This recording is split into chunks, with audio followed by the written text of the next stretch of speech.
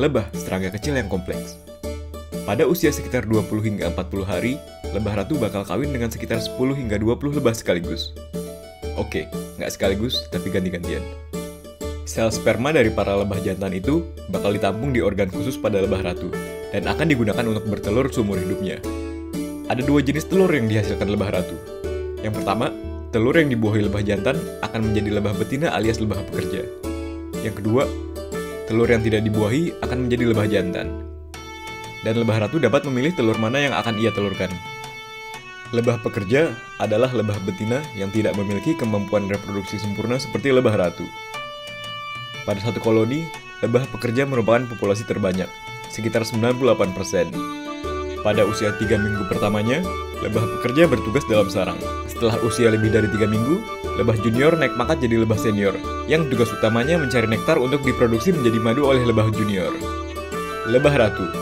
Kalau di negara lebah, dia ini presidennya. Kerjanya tinggal nyuruh-nyuruh doang sama bertelur.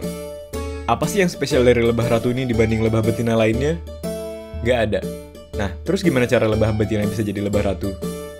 Beda dengan sistem politik negara kita yang milih pemimpin lewat pemilu, di negara lebah mereka punya cara spesial untuk milih pemimpinnya, yaitu dengan cara ngasal.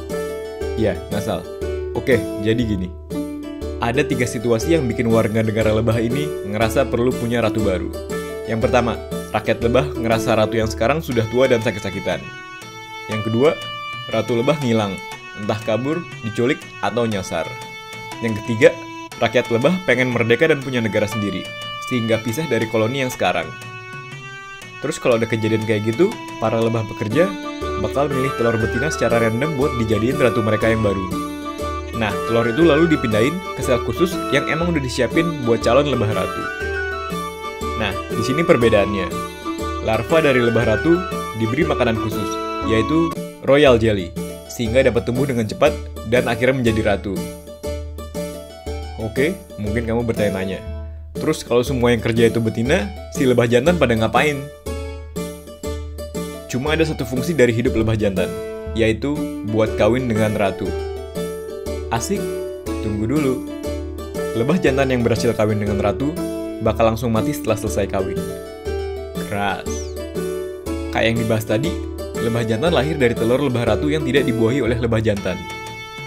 Ini berarti lebah jantan cuma punya ibu, tapi mereka nggak punya bapak. Tapi mereka pasti punya kakek. Nah, ribet kan? Oke, awalnya kami pengen membuat video animasi tentang proses pembuatan madu. Tapi pas lagi riset, kita nemuin bahwa kehidupan lebah menarik juga buat dibahas.